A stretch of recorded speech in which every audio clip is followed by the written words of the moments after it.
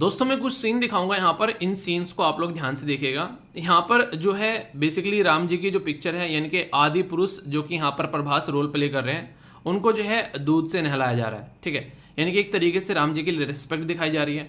यहाँ पर आप लोग देख सकते हैं ये राम जी का किरदार निभाया गया था यहाँ पर इनके द्वारा, और लोग इतने ज़्यादा कनेक्ट हो गए कि ये कहीं पब्लिक में मिल जाते थे तो लोग भगवान की तरह इनको पूज रहे थे। यहाँ पर इस तरीके की कनेक्टिविटी यहाँ पर देखने को मिलती थी। ठीक है, अभी जो रामायण यानी कि जिसको आदि पुरुष बोला गया कि हमने रामायण की तरीके से फिल्माया, उसमें क्या बोला गया है, इसमें ऐसे ऐसे डायलॉग है। ये डायलॉग आप लोगों ने सुना होगा कि तेरी पूंछ में आग लगा दी जली ना तेरी। तो यहाँ पर सामने से रिप्लाई आता है, जिनको हनुमान जी का रोल प्ले कर रहा है, कह रहा है कि तेल भी तेरे बाप का, कपड़ा भी तेरे बाप का, तो जलेगी मेरी क्यों, जलेगी भी तेरे बाप की।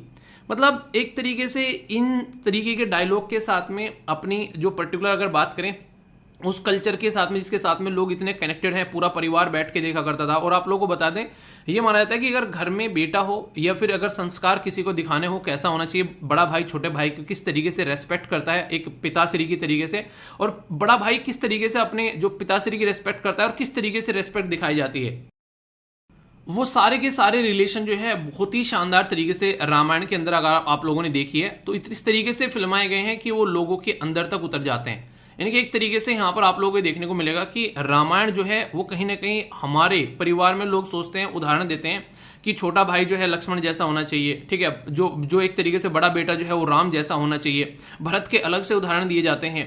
एक तरीके से सोसाइटी में अगर देखोगे वहां पर सीता माता की तरीके से अलग एक तरीके से प्रेजेंट की जाती है एक इमेज। यहाँ पर रावण को भी इस तरीके से दिखाया गया था वहां पर कि रावण भी था, पर एक तरीके से वो रास्ते से भटक गया था, पर लेकिन एक बहुत ही बुद्धिमान पंडित था रावण। ठीक है, उस तरीके से वहां पर दिखाया गया है। और उनके जो एक तरीके से डायलॉग डिलीवरी थी वो इस तरीके की थी कि जो हमारे समाज को बांधने का काम करती थी, एक तरीके से कहीं ना कहीं उसको समझाने का काम करती थी।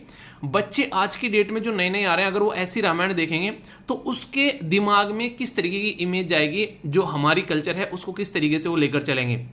वैसे आप लोग देखते हैं ये चीज़ें बहुत ज़्यादा धुलमित होती जा रही है, पर लेकिन इस तरीके की मूवी प्रस्तुत करना, देखो एंटरटेनमेंट करना एक अलग चीज़ है। ठीक है, यहाँ पर किसी पर्टिकुलर रिलीजन के साथ में इस तरीके की मूवी बनाना वो बिल्कुल भी सही नहीं है। और ये चीज़ें जो एंटरटेनमेंट इंडस्ट्री है उनको समझनी चाहिए।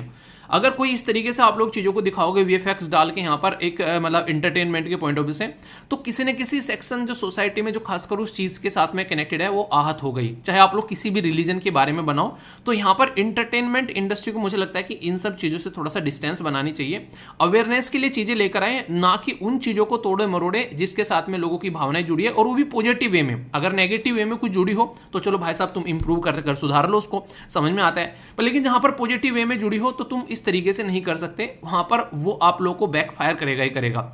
जब टीजर लॉन्च हुआ, टीजर होता है, फिर ट्रेलर आता है, फिर मूवी आती है। टीजर होता है एक झलक की ऐसा कुछ होने वाला है, फिर आता है यहाँ पर ट्रेलर यहाँ पर ये बताता है कि अच्छा भाई साहब मूवी में कुछ कुछ ऐसा रहने वाला है, और फिर मूवी आती है आप लोगों के सामने। तो जब टीजर आया उस टाइम ही यहाँ पर इसको बाइकआउट की बात चलने लगी थी। 500 करोड़ रुपए लगाकर ये मूवी बनाई गई थी, फिर लगा 500 करोड़ रुपए में काम नहीं चलेगा, लोगों ने बाइकआउट करना स्टार्ट कर दिया। तो इसमें और यहाँ पर बेसिकली 100 करोड़ जोड़े गए इसको इंप्रूव करने के लिए। पर जो इंप्रूव करने के बाद भी कुछ ऐसे ज्यादा चीजें इसके अंदर लग नहीं रही है जिस तरीके से लोग कुछ तो देखकर खुश हैं, जो कि पुरानी रामायण नहीं देखी है, जो उसके साथ में कनेक्टेड है, उनको तो मजा आ रहा है, वाह क्या डायलॉग बोले जा रहे हैं। पर जो रियलिटी में कनेक्टेड है वो सब यहाँ पर बात कर रहे हैं कि इसको जो है बैन कर दिया जाए।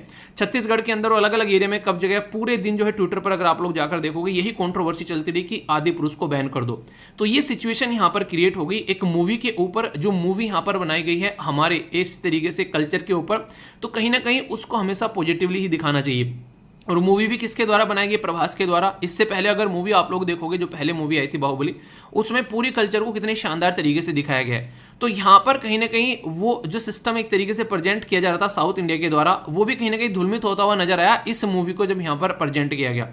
तो मैं कहूँगा बहुत ही एक गलत तरीके से एक प्रेजेंट की जाने वाली ये चीज़ है। अगर किसी भी रिलीजन के बारे में इस तरीके से कोई प्रेजेंट करेगा तो देखो वो रिएक्शन आएगी। और ये चीज़ें कहीं ना कहीं जो एंटरटेनमेंट इंडस्ट्री को कम से कम समझना चाहिए। एंटरटेनमेंट के और भी यार हजारों तरीके हैं, ये थोड़े ना कि आप लोग इस तरीके से मतलब एंटरटेनमेंट को चीज़ों को लेकर चलोगे, लोगों की भावनाएं बेसिकली आहत होंगी। तो और सबसे बड़ी बात यह कि उसको कम से कम अगर प्रस्तुत भी करना है तो इस तरीके से करो कि जो पुरानी बनी हुई है, जो एक तरीके से रामायण, उससे ज़्यादा इंप्रूव वर्जन आप लोग लेकर आओ ना, ताकि उससे भी सिस्टमेटिक वे में आप लोग प्रेजेंट करो, उसकी और अच्छी इमेज हो अगर करनी है। देखो सबसे बड़ी बात क्या होती है, मान लीजिए एक घर में एक बाप है, ठीक है, तो बाप की इमेज बड़ी अच्छी है, बेटे ने अगर क्या कर दी भाई साहब, धुलमित कर दी, दारू पी रहा है, गांजा फूंक रहा है, पता नहीं क्या क्या कर रहा है, तो उस बाप ने जो मेहनत की थी वो सारी बर्बाद होगी। अभी यहां पर क्या हो गया, अभी सबसे इंपॉर्टेंट बात ये होगी कि अगर वो बेटा बन गया आगे चल के, बाप तो था क्लर्क, बेटा बन गया आईएएस ऑफिसर, तो फिर क्या होगा।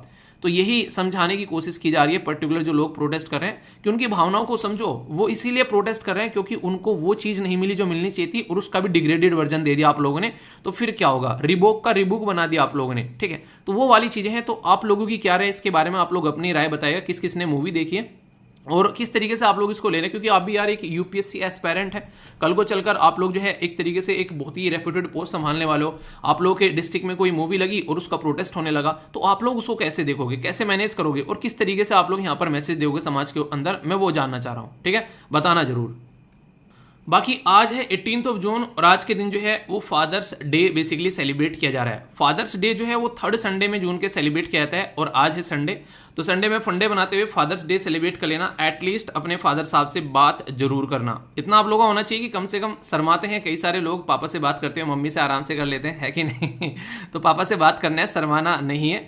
ये बेसिकली आप लोगों को और ज़्यादा कनेक्ट करेगा उनके साथ में। तो आई लव यू बोल देना, या फिर जो भी मन करे आप लोगों का नमस्ते ही कर लेना, नमस्ते भी नहीं हो रही बहुत दिनों से तो आप लोग देखो फादर का रोल क्या रहता है। फादर किसी भी दिक्कत में क्यों ना हो जाए, वो कभी भी बच्चों को परेशानी में नहीं देखना चाहता है। सबसे इंपॉर्टेंट बात यहाँ पर ये, एक फादर वो इंसान आप लोगों को देखने को मिलेगा जो अपने आप किसी भी कंडीशन में डालकर अपने परिवार को एक तरीके से बोल सकते हैं मुखिया बोल देते हैं, जिसको मुखिया बोलते हैं ना, वो हमेशा आप लोगों को सबसे फटीचर हाल में मिलेगा। और देखना उसके बच्चे जो हैं वो हमेशा लाइफ को एंजॉय करते हुए नजर आएंगे, परिवार में हमेशा कोशिश करेगा कि कोई दिक्कत ना हो जाए। तो ये हाल मुखिया के आप लोगों को देखने को मिलते हैं। तो सोसाइटी में जो रोल होता है पेरेंट्स का, वो बहुत ही अहम होता है यार। उसमें मम्मी या पापा फिर दोनों ले लो। मदर्स डे किस दिन सेलिब्रेट किया था बताना, ठीक है। वैसे फादर को ही नहीं, मदर्स को भी बात कर लेना, ऐसे नहीं कि फादर्स डे तो फादर से भी बात करेंगे, ठीक है। तो यहाँ पर बेसिकली आप लोग उसको देख सकते हो। और कई सारे बच्चे ऐसे हैं जिनके फादर मदर नहीं है, बाबा दादी नाना नानी से अपना बात कर सकते हैं, क्योंकि कई सारे ऐसे मैसेज आते हैं। जब मैंने मदर डे के बारे में बात की थी लास्ट टाइम की सर माता जी नहीं है, तो देखिए ये भी एक तरीके से बहुत ही दुखद चीज़ होती है। जिनके पास में है नहीं ना वो चीज़, उनसे पूछो इनकी इंपॉर्टेंस क्या होती है। और जब तक हमारे पास में होते हैं हम लोग उनकी इंपॉर्टेंस नहीं समझते हैं। तो हम लोग को ये चीज़ें सीखनी पड़ेगी यार, कि हमारे जो पेरेंट्स हैं ना वो एक तरीके से हम अपनी ज़िंदगी को हमारी आंखों में देखना चाहते हैं। एक तरीके से वो चाहते हैं कि जो हमसे नहीं हुआ वो हमारे बच्चे कर लें। हालांकि पेरेंट्स को ये चीज़ें थोपनी नहीं चाहिए, और कोई पेरेंट्स बहुत कुछ पेरेंट्स ऐसे भी होते हैं जो थोप देते हैं, पर लेकिन बच्चों को भी कम से कम ये चीज़ें समझनी चाहिए कि एक तरीके से पेरेंट्स उनके लिए किस हद तक क्या क्या करते हैं, ठीक है। मैं नहीं कह रहा हूँ कि आप लोगों को बर्डन लेकर चलना है कि नहीं ये करना है, पर हाँ अगर आप लोगों को लग रहा है कि आप लोगों की इस तरीके से कैपेबिलिटी डेवलप करके वो काम कर सकते हैं जो मम्मी पापा के सपने थे उनको पूरा कर सकते हैं, तो इसमें बुराई क्या यार है। तो इसमें आपकी भी लाइफ सेट हो जाएगी। आई होप कि आप लोग बातें समझ रहे होंगे। तो happy father's day to all of my